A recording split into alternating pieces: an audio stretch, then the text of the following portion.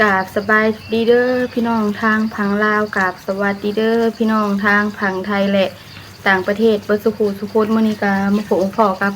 น้องสายเนาะตอนเช้าทางน้องสายก็สิให้น้องลิ้นเพิ่นฮดพักเนาะหลังจากฮดพักแล้วทางน้องสายก็สิไปให้แม่ FC เบิ่งหมอกม่วงเนาะเพิ่นว่าเพิ่นอยากให้ทางน้องสายถ่ายตอนกลางเว้นเนาะทางน้องสายก็สิถ่ายให้เพิ่นเบิ่งเนาะเดี๋ยวถ่ายเอาทางน้องลิ้นเพิ่นฮดพักก่อนเด้อแม่ FC เบิดสุขุสุคน โอ้ทางน้องลินถึงก็โหดผักเนาะหมักแตงก็เคี้ยวอันทึนอยู่อันนี้ก็เบี้ยหมักเริ่มใหญ่ขึ้นเลยเนาะโอ้โหตอนนี้ก็ให้น้องลินเพิ่นโหดผักเนาะโหดงานเสาโหดสุ่มๆเด้อโดดเด้อน้องลินเพราะว่าสวยๆมาแล้วมันอันนั้น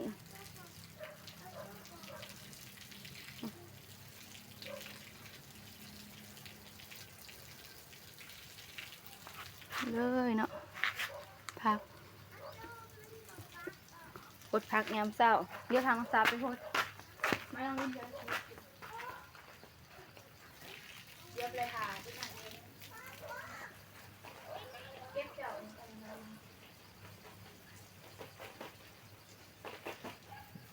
โคตรเปียกเลยเดี๋ยวสวยๆมาเลย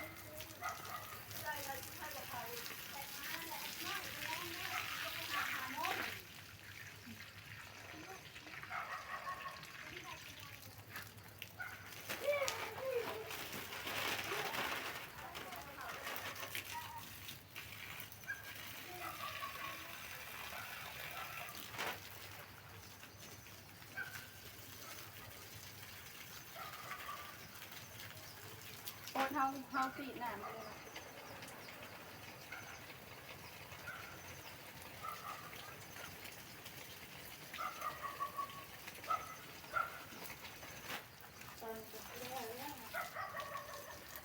มัก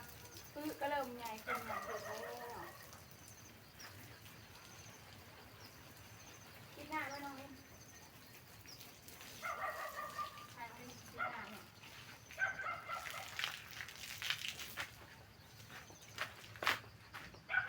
ถ้าน้องซาก็พูดพักแล้วเลยเนาะอันนี้ก็เบี้ยหมักแตงเนาะปลาโถ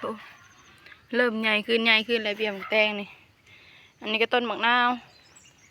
เบี้ยหมักผักอันนี้นี่เลยเบี้ยหมักผักเนาะเบี้ยหมักผักทางน้องซากะเด็ดดอกอันนี้ต้นกะเพราออกนั่นนี่เลยเด็ดดอกออกเลยอันนี้ก็เบี้ยหมักเนาะมักก็เริ่มออกดอกเลยนี่เลยเริ่มออกยอดเลยเนาะนี่ให้มันลามขึ้นนี่เลยเบี้ยมักนี่เลยตัวนี้ก็เบี้ยมักเนาะคุมนี่ก็นี่เลยต้นอันนี้เนาะ เริ่มใหญ่ขึ้นเลยต้นนั้นอืมเบี้ยหมักแตงร้ายกูหมูเนาะเบี้ยหมักแตงนี่เนาะนี่เลยหมวงแม่เอฟซี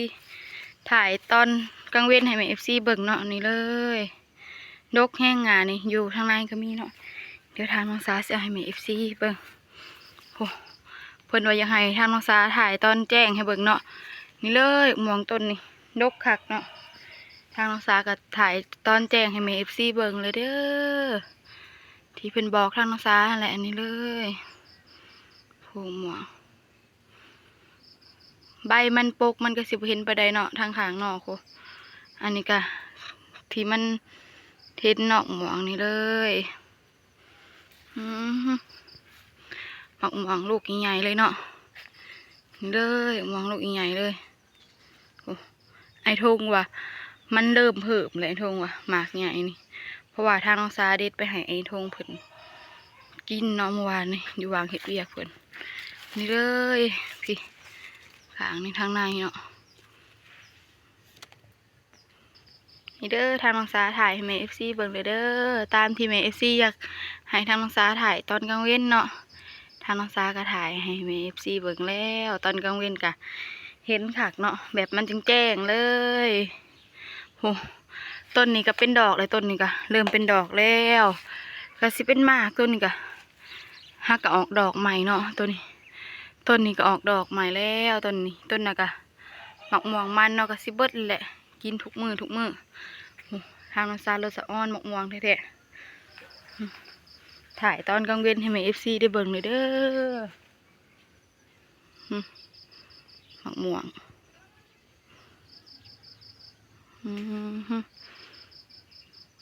มาเด้อมากินหมกหวังน้ำน้องซาสดๆจากต้นกรอบๆเลยดอกหมกหวังต้นนี้ก็เริ่มเป็นดอกเลยก็สิได้กินอีกรอบหนึ่งเนาะต้นนี้ก็ต้นนาก็คือกันทางน้องซาลูกอ้อนหมกหวังเนาะ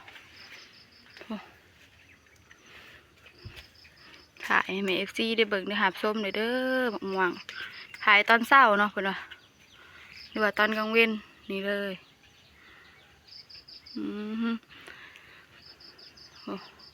เริ่มเป็นดอกเป็นหมากออกเลย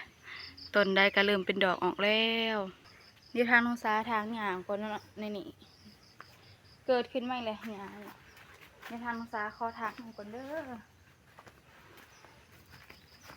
เริ่มเกิดขึ้นใหม่เลยหยางก็ได้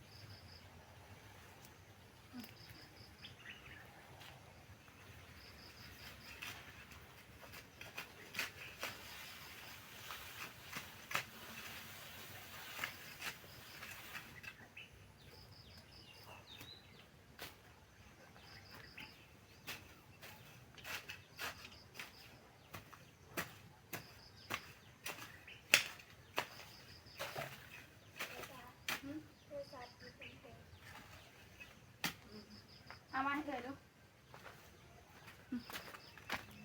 บรรยากาศยามเศร้าๆนางเสียหยาในนั้นพักเนาะบรรยากาศสิไปนั่งทางหยาเนาะในนั้นพักเริ่มเกิดเลย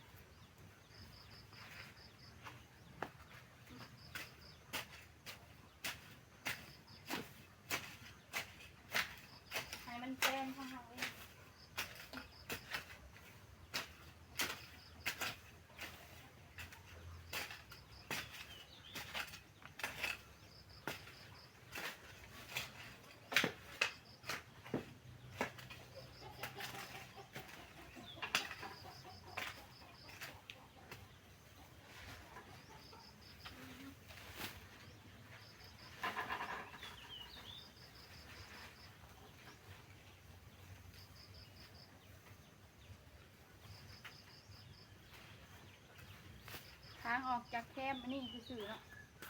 เพราะว่ามันหกผักบัวเนาะก็ปลูกพอได้กินนั่นแหละนี่เลยผักบัวปลูกพอได้กินหญ้าก็เริ่มเกิดแล้วเนาะปันนี้ก็สิมาปอกฮอนดอทเนาะทอดกินยามเช้า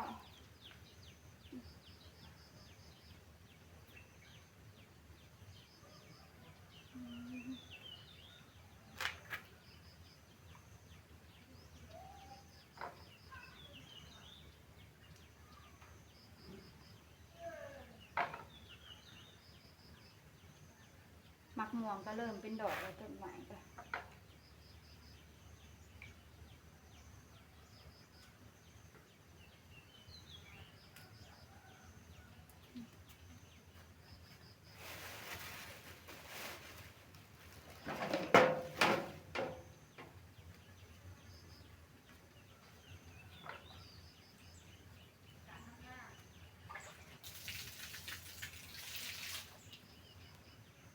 กระแลมก็ยังบริแข็งเนาะกระแลมค่ะเห็ดกระแลมเมื่อคืนนี้ยังบริแข็ง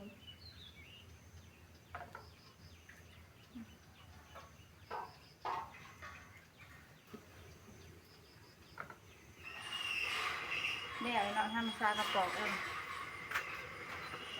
เดี๋ยวกระสิตัดเป็นสิ้นมันนี้ทำซากสีตัดเป็นสิ้นเนาะนี่เลยตัดทำเป็นสิ้น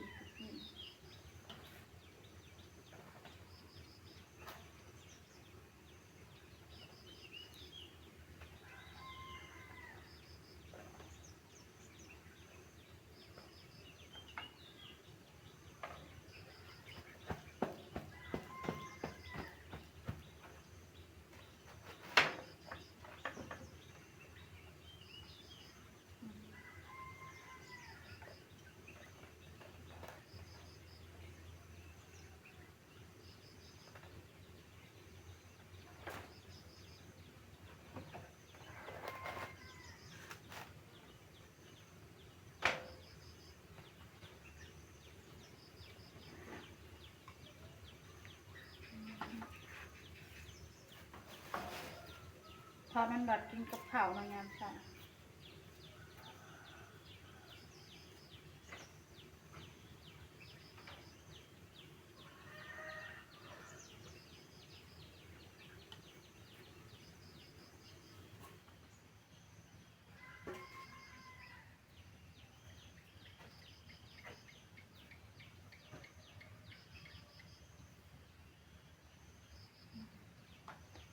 เอาแต่6 อันเนาะ6 อันก็แล้วนะ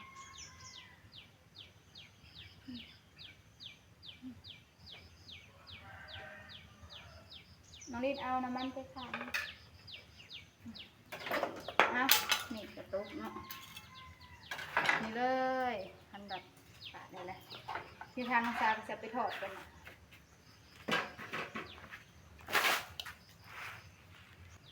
เตาไฟทางน้องซาก็ยังบริย่ายไปเนาะเห็ดอันนี้ก่อน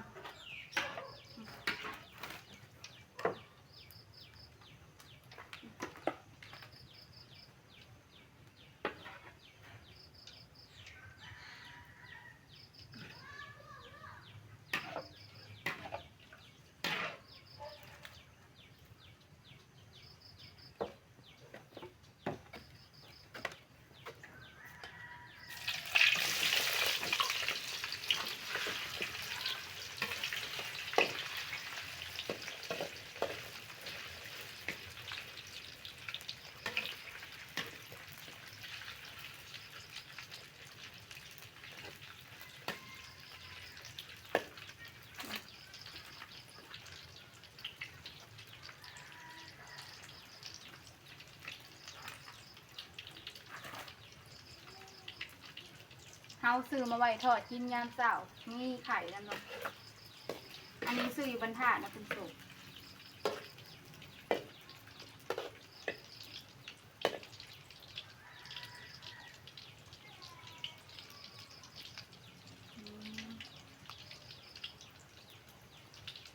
ทอดกรอบๆมาดูกัน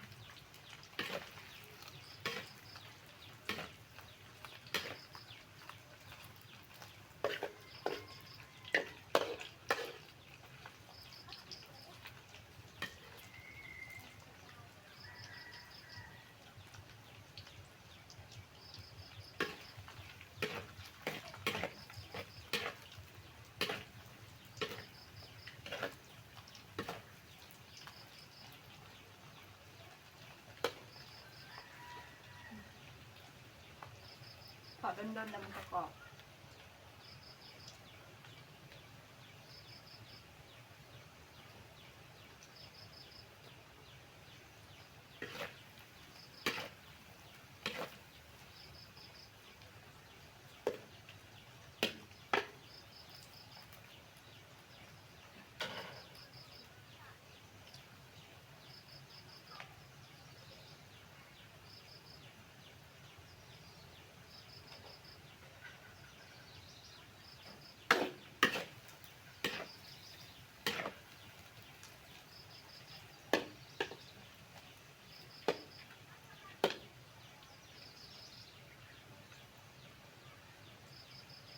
ทอดกรอบๆจึงแซ่บเนาะกินกับข้าว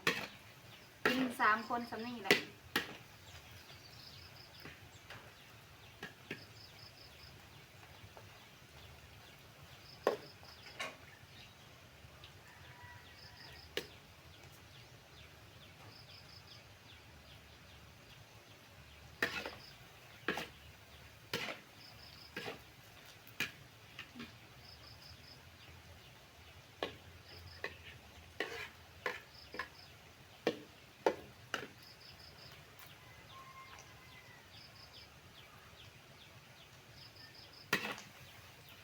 ทอดกรอบๆจึงแซ่บเลย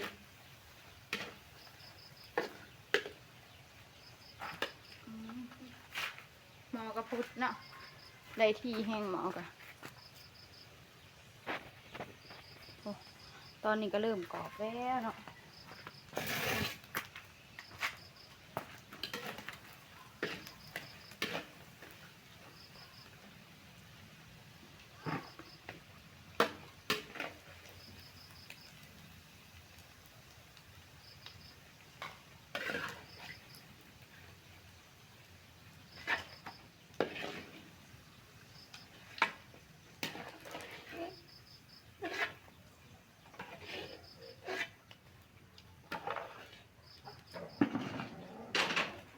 นี่เลยทอดแล้วเนาะบัดนี้โดยเอาบัดนี้ทางน้องสากสิได้จบคลิปไปเพียงนี้ไปพบกันในคลิปหน้าเด้อกราบขอบคุณทางแม็กซีเบอร์สุขุสุคนที่เบิ่งคลิปของน้องสาตั้งแต่ต้นจนจบคลิปบ่ค่ะโฆษณาทางน้องสาว่าผิดพลาดประการใดก็ต้องขอโทษขออภัยทางแม็กซีเบอร์สุขุสุคนทางน้องสาสิขอตัวลาไปเพียงเท่านี้ขอกล่าวคำว่าสบายดีบ๊ายบาย